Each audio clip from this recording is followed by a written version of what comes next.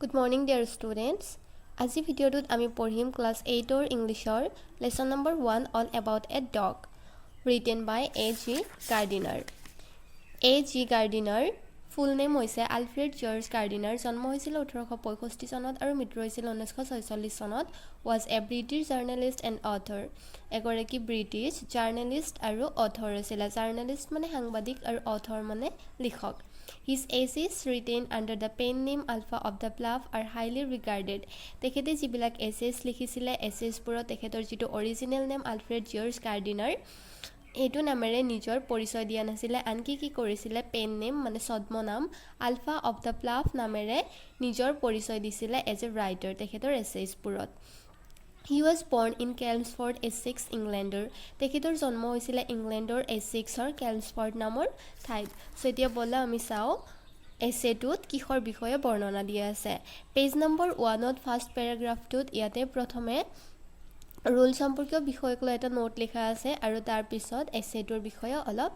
Explain কৰা আছে so rules are meant for the convenience of the people Rules বনোৱা হয় মানুহৰ সুবিধাৰ কাৰণে they should not be applied to put people to trouble Rules মানুহক ট্ৰাবলত পেলাবৰ কাৰণে প্ৰবলেমত পেলাবৰ কাৰণে এপ্লাই কৰিব নালাগে A bus conductor however did insist on enforcing the rule about the dog but not without causing a lot of inconvenience to the passengers তথাপি এটা বাস কণ্ডাক্টৰে কি কৰিছিলে এটা কুকুৰ সম্পৰ্কীয় ৰুলছক লৈ পেসেঞ্জাৰছক এনফোৰ্স কৰিছিলে যদিও প্যাসেঞ্জাৰছবোৰে কুকুৰটোৰ কাৰণে কোনো ধৰণৰ প্ৰবলেমৰ সন্মুখীন হোৱা নাছিলে In this humorous essays A.G. Gardiner describes an incident on a bus an argument between the conductor and the passengers all about a dog In this humorous essays humorous মানে হাস্যৰসাত্মক সো এছেটো আমি যেটো পঢ়িবলৈ গৈছো all about a dog এছেটো লিখকে হাস্যৰসাত্মক এছে বুলি কৈছে এছেটোত কিহৰ বিষয়ে বৰ্ণনা দিয়া আছে এখন বাছৰ ভিতৰত হোৱা এটা ঘটনাৰ বিষয়ে বৰ্ণনা দিয়া আছে আৰু ঘটনাটো হৈছিল সম্পূৰ্ণ এটা কুকুৰ বিষয়ক লৈ প্যাসেঞ্জাৰছ আৰু কণ্ডাক্টৰৰ মাজত এটা কুকুৰক লৈ তৰ্ক বিতৰ্ক হৈছিল আৰু সেই বিষয়ে আমি যেটো এছে পঢ়িবলৈ গৈছো all about a dog এছেটোত লিখক A.G. গাৰ্ডিনাৰে বৰ্ণনা কৰিছে The essay is taken from Leaves in the Wind a collection of Gardiner's essays আৰু এছেটো উঠাই লোৱা হৈছে A.G. গাৰ্ডিনাৰৰ collection of essays leaves in the ওয়াইন্ডৰ পৰা কালেকশন অফ এছেছ মানে এখন কিতাপত অকল এটা এছে লিখা নাছিলে তাতে বহুত কেইটা এছে একেলগে সংগ্ৰহ কৰা আছিল আৰু কিতাপটোৰ নাম আছিল লিভস ইন দ্য ওয়াইন্ড তাৰ পৰা অল এবাউট এ ডগ নামৰ এছেটো উঠাই লোৱা হৈছিল সো ষ্টুডেন্টস কেতিয়াবা কোৱেশ্চন আহিব পাৰে যে where from is the essay all about a dog extracted so তেতিয়া আমি আনসাৰ দিব লাগিব The essay all about a dog has been extracted from A.G. Gardiner's collection of essays Leaves in the Wind so text start কৰাৰ আগতে মই এটা কথা কওঁ আমি এতিয়া যেটো এক্সপ্লেনেশন পঢ়িবলৈ গৈ আছো টেক্সটৰ বিষয়ে এছেটোৰ বিষয়ে যিখিনি লিখা আছে ইয়াৰ ভিতৰত A.G. গাৰ্ডিনাৰ মানে লিখকজন বাছৰ ভিতৰত যিকেজন প্যাসেঞ্জাৰছ আছিল তাৰে ভিতৰত তেখেতো এজন প্যাসেঞ্জাৰছ হয় আৰু বাছৰ ভিতৰত কুকুৰ সম্পৰ্কক লৈ যেটো তৰ্ক বিতৰ্ক চলি আছিল যেটো ঘটনা হৈ আছিল লিখকজনে নিজে তাতে এজ এ প্যাসেঞ্জাৰ তাতে বহি আছিল আৰু সম্পূৰ্ণ ঘটনাখিনি নিজে চকুৰে চাই আছিল আৰু নিজৰ এক্সপেৰিয়েন্সৰ দ্বাৰা লিখকে কথাখিনি বৰ্ণনা কৰিছে এটা এছে লিখিছে সো বলা আমি টেক্সট স্টাৰ্ট কৰো It was a bitterly cold night and even at the far end of the bus the east wind that raved along the street cut like a knife It was a bitterly cold night মানে ৰাতিটো বহুত ঠাণ্ডা আছিল and even At the far end of the bus, the east wind that raved along the street cut like a knife. আৰু বাছৰ একেবাৰে শেষৰ পিনে ৰাস্তাৰ হৈতে বলা বহুত জোৰে বলা বতাহ জাকে এনেকুৱা শব্দ কৰি আছিল যেন চাকুৰে কিবা কাটা হৈ আছে The bus stopped bus to ৰখি গৈছিল and two women and a man got in together and filled the vacant places আৰু দুগৰাকী মহিলা আৰু এজন মানুহ একেলগে বাছখনৰ ভিতৰলৈ উঠি গৈছিল আৰু বাছত যিখিনি খালি জায়গা আছিল সেইখিনি ফিল কৰি লৈছিল The younger woman was dressed in sealskin and carried one of those little Pekingese dogs that women in sealskin like to carry in their laps আৰু ইয়ংগাৰ ৱমেন মানে যি দুগৰাকী মহিলা আৰু মানুহজন যে বাছত একেলগে উঠিল তাৰে ভিতৰত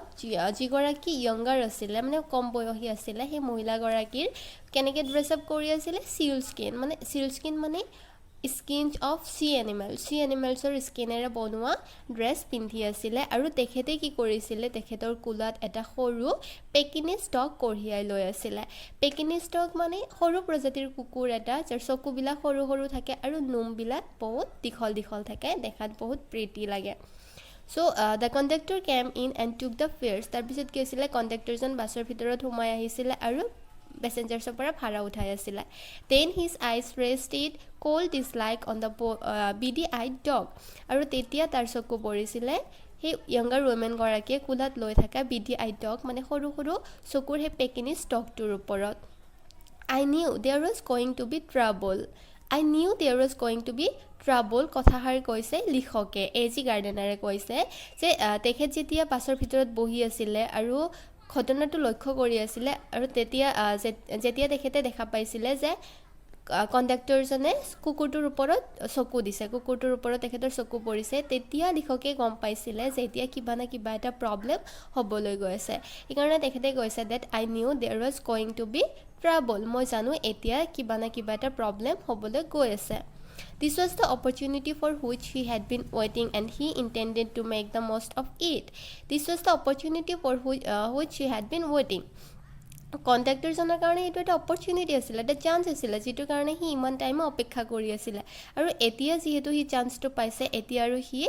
চান্সটো এনেই যাব নিদিয়ে He seemed to be a man with a general vague grievance against everything and a particular grievance against passengers who came and sat in bus with while he shivered at the door. He seemed to be a man with a general vague grievance against everything. তাৰমানে তেখেতৰ যিটো nature আছিলে তেখেতৰ যিটো character আছিলে এনেকুৱা আছিলে যে যদি কোনো মানুহে কিবা ৰুলছ ব্ৰেক কৰে তেখেত মানে ৰুলছক লৈ বহুত ষ্ট্ৰিক্ট আছিলে চ' যদি কোনোবাই ৰুলছ ব্ৰেক কৰে কিবা যদি বেয়া কাম ভুল কাম কৰে তেনেহ'লে তেখেত তাক লৈ প্ৰটেষ্ট কৰি দিছিলে আৰু সৰু সৰু কথাবিলাকতে প্ৰটেষ্ট কৰিছিলে মানে কমপ্লেইন কৰিবৰ কাৰণে তাৰ অকল কিবা এটা বাহনাহে লাগিছিলে আৰু তেনে ক্ষেত্ৰত যদি বাছৰ পেছেঞ্জাৰ্ছৰ কথা আহে পাৰ্টিকুলাৰলি তেনেহ'লে তাৰ কমপ্লেইনৰ যিটো প্ৰটেষ্টৰ তাৰ যিটো হেবিটো সেইটো আৰু বাঢ়ি যায় আৰু ষ্ট্ৰিক্ট হৈ যায়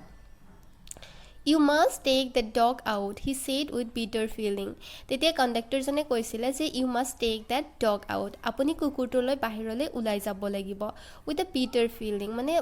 অতিকে তিক্ত হৈ কৈছিলে তেখেতে বহুত মানে এনয়ড হৈ গৈছিলে আৰু কৈছিলে যে আপুনি কুকুৰটোক লৈ বাহিৰলৈ ওলাই যাব লাগিব I shall certainly do nothing of the kind. You can take my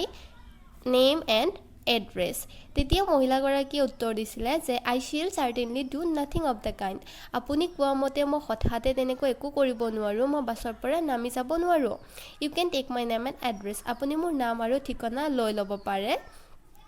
আৰু মহিলাগৰাকীয়ে তেনেকৈ কি কৈছে say the woman who had evidently expected the challenge and knew the reply. মহিলাগৰাকীয়ে ৰাতি ট্ৰেভেল কৰি আছিলে আৰু ৰাতিখনত তেখেতে কুকুৰ এটালৈ বাছত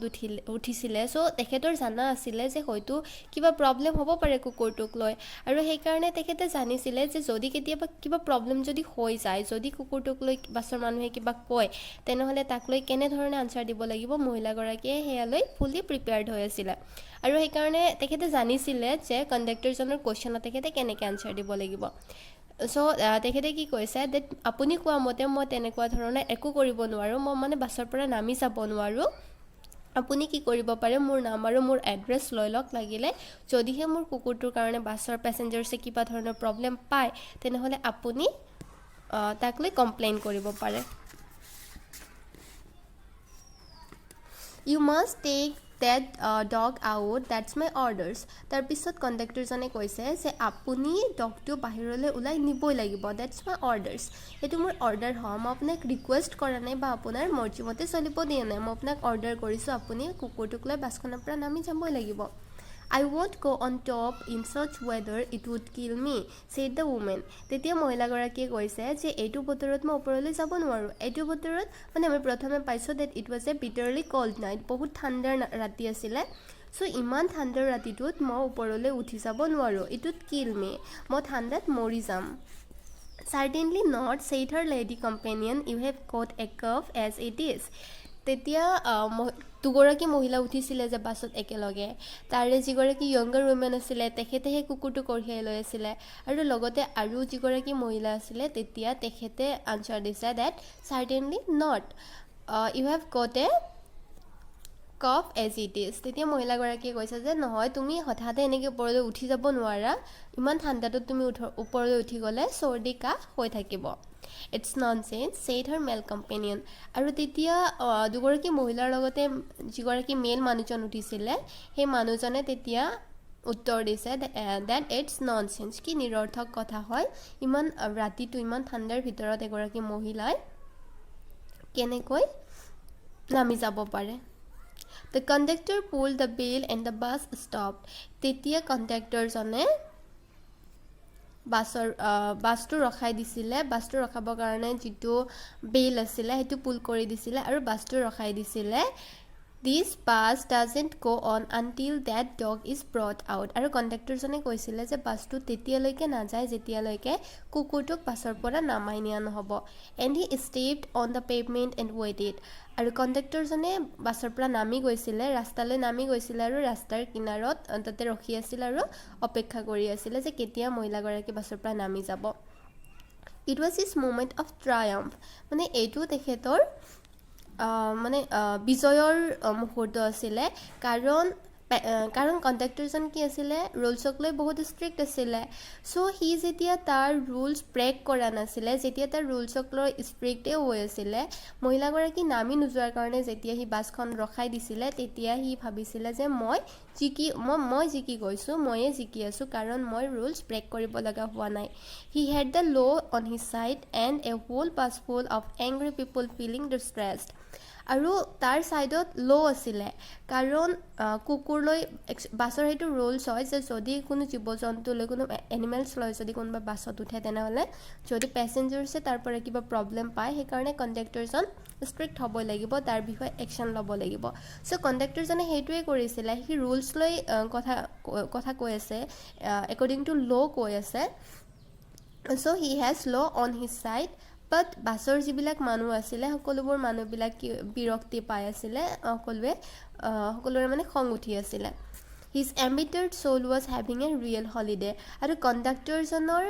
এম্বিটাৰ্ড চ'ল মানে তেখেতৰ যিটো আত্মা আছিলে আত্মা একচুৱেলি শান্তি পাই আছিলে যে মই মোৰ ৰুলছক লৈ লাগি আছোঁ মই মোৰ ৰুলছ ব্ৰেক কৰা নাই The storm inside rose high, shameful. He is no better than a German. Why isn't he in the army? তেতিয়া বাছৰ ভিতৰত যিবিলাক মানুহ আছিলে সকলোৰে মানে মাতবোৰ ডাঙৰ হৈ গৈ আছিলে চবে খঙতে চিঞৰিব আৰম্ভ কৰিছিলে আৰু তেখেতে কি কৈছিলে ডেট শ্বেমফুল লাজ কৰিব লাগে he is no' better than a German why isn't he in the army তেখেতে আৰ্মিত কিয় জইন হোৱা নাছিলে যদিহে তেখেত ইমানেই ৰুলছক লৈ ষ্ট্ৰিক্ট তেনেহ'লে তেখেতে আৰ্মিত কিয় জইন হোৱা নাছিলে আৰ্মিত জইন হ'ব লাগিছিলে কল দ্য পুলিচ কোনোবাই পুলিচক মাতি দিয়া লেটছ অল ৰিপৰ্ট হিম আৰু বলা চবে তাক লৈ আমি ৰিপৰ্ট কৰোঁ কমপ্লেইন কৰোঁ let's make him give us our fares back বলা তেখেতৰ পৰা আমি আমাৰ গাড়ী ভাড়াবিলাক ঘূৰাই লওঁ yes that's it let's make him give us our fares back আৰু তেতিয়া বাকী মানুহবোৰে কৈছে হয় ঠিকেই কৈছে বলা আমি আমাৰ বাছৰ ভাড়াবিলাক ঘূৰাই লওঁ For everybody was on the side of the lady and the dog. আৰু যিগৰাকী বাছত কুকুৰটো লৈ থকা যিগৰাকী মহিলা আছিলে সেইগৰাকী মহিলাৰ ছাইডতে বাছৰ বাকী পেচেঞ্জাৰ্ছবোৰো আছিলে আৰু কণ্ডাক্টৰজনে অকলে প্ৰটেষ্ট কৰি আছিলে তাৰ ছাইডত কোনো নাছিলে That little animal sat blinking at the dim lights happily unaware of the rampage of which he was the cause. যিটো লিটল এনিমেল মানে যিটো লিটল ডগটো আছিলে পেকিনিজ ডগটো আছিলে সেইটোৱে কি কৰি আছিলে বাছত বহি আৰামছে বাছটো যিহেতু ৰাতিৰ বাছ আছিলে চ' বাছত লাইট জ্বলোৱা আছিলে আৰু বাছৰ যিটো লাইট আছে মানে কম ইমান বেছি ব্ৰাইট নহয় কম পাৱাৰৰ যিটো লাইটটো আছিলে সেইটো লাইটৰ পিনে ডগটোৱে চাই ব্লিংকিং কৰি আছিলে ব্লিংকিং মানে চকু বাৰে বাৰে মুদি দিয়া আৰু মেলি দিয়া তো ডগটোৱে তেনেকুৱা কৰি আছিলে তাৰ পিনে চাই আৰু he was unaware of the rumpus of he was the coach তাক লৈ বাছত যিটো প্ৰব্লেমছ হৈ আছিলে কুকুৰটোৰ কাৰণে যে বাছটো ৰখাই দিয়া হৈছিলে বাছৰ মানুহবিলাক ভিতৰতে অশান্তি পাই থাকিব লগা হৈছিলে কণ্ডাক্টৰজনে বাছৰ পৰা নামি গৈ কৈ আছিলে যে যদি কুকুৰটোক লৈ নামি যোৱা নহয় তেনেহ'লে বাছটো নাযায় চ' কুকুৰটোৰ কাৰণে পেচেঞ্জাৰ্ছবোৰে কিমান প্ৰব্লেম পাই আছিলে কুকুৰটো তাক লৈ একো আইডিয়া নাছিলে যে তাৰ নিজৰ কাৰণে কিমানখিনি প্ৰব্লেম হৈছে সি কি কৰি আছিলে বাছৰ ভিতৰত বহি আৰামছে বাছৰ যিটো লাইটছ আছিলে লাইটছৰ পিনে চাই ব্লিংকিং কৰি আছিলে মানে চকু টিপিয়াই আছিলে চ' পেজ নম্বৰ 3 পৰা এইটো পেৰাগ্ৰাফৰ পৰা the conductor came to the door ইয়াৰ পৰা আমি নেক্সট ছেকেণ্ড পাৰ্ট এটা ভিডিঅ' বনাই তাতে আলোচনা কৰিম সকলোৱে লেচনটো ভালকৈ পঢ়ি ল'বা Thank you.